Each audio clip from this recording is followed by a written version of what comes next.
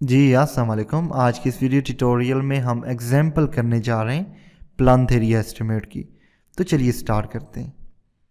लेकिन इससे पहले अगर आपने मेरा चैनल नहीं सब्सक्राइब किया तो सब्सक्राइब कर लें, बेल आइकन प्रेस कर लें ताकि आने वाली हर वीडियो का नोटिफिकेशन आप तक पहुंच सके। इसके साथ साथ आप मेरी वेबसाइट cademys.com cademeys.com को भी विज़िट कर सकते हैं। वहाँ पे डिफरेंट कोर्सेज़ हैं, आप उनमें जाके इनरोल कर सकते हैं। और याद रखिएगा, after completion of each course आपको सर्टिफिकेट भी प्रोवाइड किया जाएगा।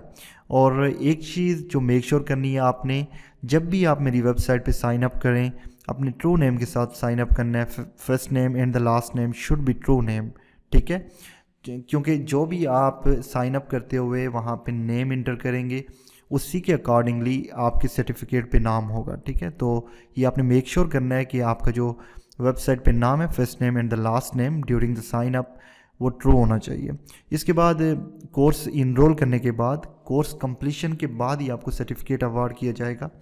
आपने मेक श्योर करना है कि तमाम जितने भी लेसन्स हैं उनको कंप्लीट करना है आपने, और उनको चेक करना है। फिर नेक्स्ट टू द लेसन्स आपको एक टैब दिखेगा सर्टिफिकेट का, आप वहाँ पे जाएंगे। अगर आपने कोर्स कंप्लीट किया होगा 100% तो वहाँ पे डाउनलोडिंग का ऑप्शन आ जाएगा, वहाँ से आप सर्टिफिकेट को भी डाउनलोड कर सकते हैं।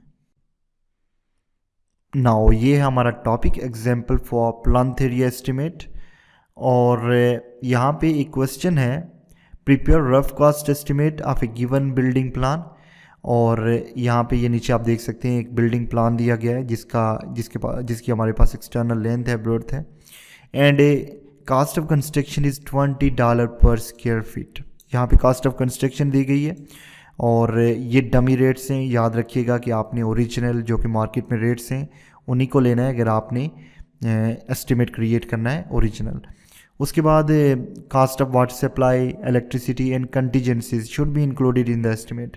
सो वाटर सप्लाई चार्जेस आपने इंक्लूड करने इस एस्टिमेट में, इलेक्ट्रिसिटी चार्जेस को इंक्लूड करना है, कंटीजेंसीज मीन इजाफी अखराजात जितने भी आ रहे हैं उनको भी इंक्लूड करना है इस एस्टिमेट में। सो बिल्डिंग प्लान यहाँ पे है, कास्ट ऑफ कंस्ट्रक्शन हमारे पास है, और ये तमाम चीज़ें हमने इसमें ऐड करनी है। तो प्लान्थ एरिया एस्टिमेट में एज आई सेड अर्लियर हमें क्या चाहिए होता है, हमें एरिया रिक्वायर्ड होता है, mean external length and external birth.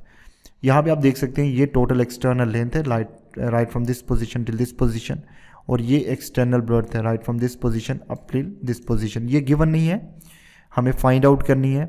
और अगर आप इंटरनल जाएं, यहाँ पे bed number 1, bed number 2, let's suppose ये 2 हैं, इनकी डायमेंशंस दी गई हैं।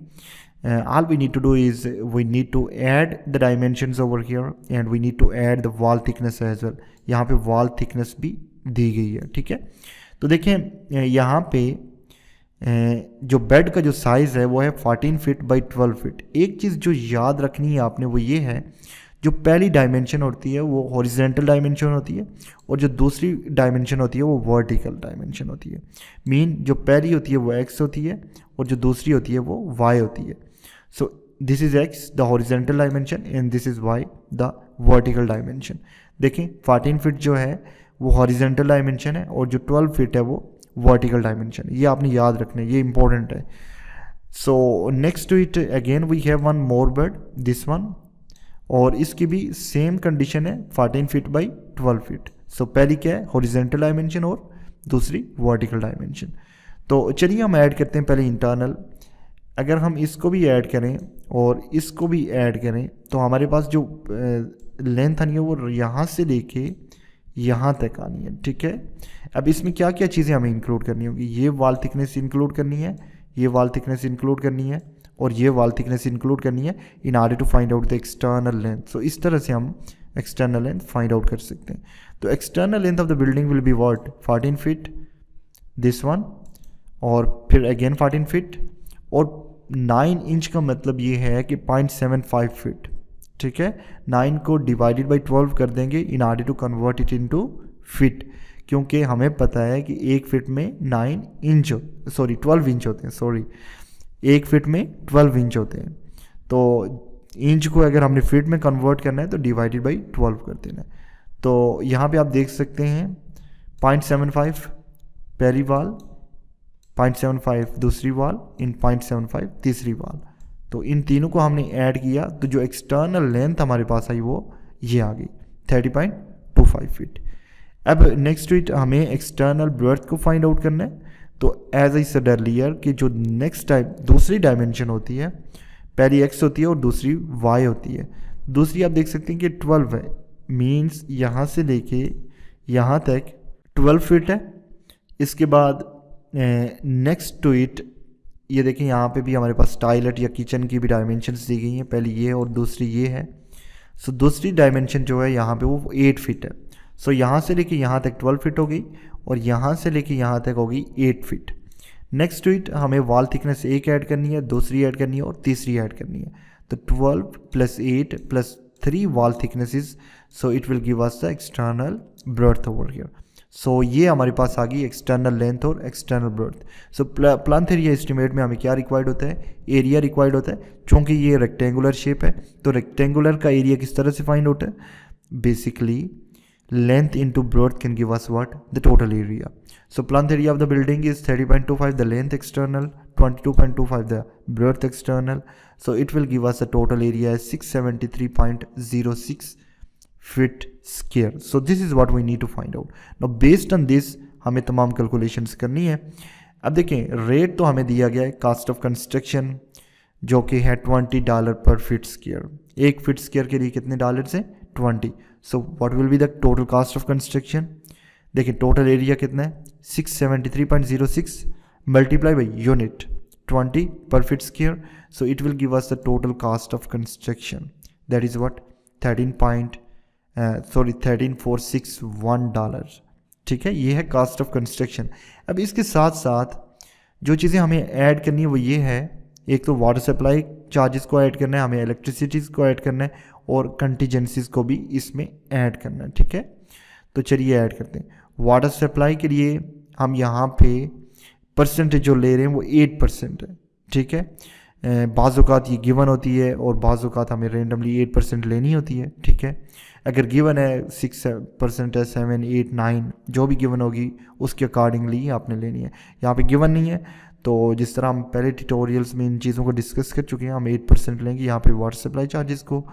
और अगर आप फाइंड आउट करना चाहते हैं cost of water supply charges, तो आपने क्या करना है, जो कास्ट ऑफ कंस्ट्रक्शन है उसका 8% आपने लेना है। ठीक है, तो 8 divided by 100 multiply by cost of construction, so it will give us what the total cost for the water supply charges. अब नेक्स्ट टू इट हमें इलेक्ट्रिसिटी चार्जेस, यहाँ पे हम अगेन 8% ले रहे हैं। अगर आपके केस में गिवन है तो आपने उसके अकॉर्डिंग ही लेना है, 8 डिवाइडेड बाई 100 और फिर हमने कास्ट ऑफ कंस्ट्रक्शन लेना है। कास्ट ऑफ कंस्ट्रक्शन का 8% हम वाटर सप्लाई चार्जेस ले रहे हैं और इलेक्ट्रिसिटी चार्जेस ले रहे हैं, तो ये दोनों कितने आ गए $1077। नाउ नेक्स्ट टू इट हमने इसका टोटल करना है। याद रखिएगा कि इसके टोटल के बाद ही आप कास्ट ऑफ कंटीजेंसीज को ऐड करेंगे यहाँ पे, इट इज़ वेरी इंपॉर्टेंट। ठीक है, इजाफी अखराजात की जो कास्ट होती है उसको आपने इन तमाम कास्ट के बाद ही ऐड करना है। मतलब इजाफी अखराजात could be in cost of construction, it could be in water supply charges, it could be in electricity charges. ठीक है, तो हम क्या करेंगे, हम तमाम को ऐड करेंगे, cost of construction, water supply charges, electricity charges, तो ये टोटल कास्ट हमारे पास आ जाएगी। अब टोटल कास्ट से हमने कंटीजेंसीज को ऐड अप करना है। ठीक है, तो कंटीजेंसीज हम यहाँ पे ले रहे हैं 3% of total cost, this cost, remember this one, as I said earlier, it could be in the cost of construction, it could be in water supply charges and it could be in electricity charges. So contingencies हम ले रहे हैं 3% of total cost।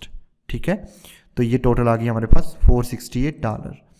अब grand total हमारे पास आ जाएगा 15,615 the total cost plus cost of contingencies, so it will give us the total grand total over here.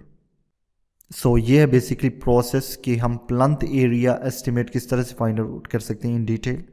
यहाँ पे हम कंट्रैक्टर प्रॉफिट को भी ऐड कर सकते हैं, लेकिन यहाँ इस क्वेश्चन में नहीं दिया गया है। अगर आपके केस में है तो आपने उसको भी ऐड करना है, जो भी परसेंटेज आपको दी गई है। आमतौर पे हम कंट्रैक्टर जो प्रॉफिट होता है वो 10% to 15% लेते हैं। ठीक है, होपफुली आपको इस वीडियो की समझ आई होगी। इंशाल्लाह नेक्स्ट वीडियो में मिलते हैं। अल्लाह हाफिज़।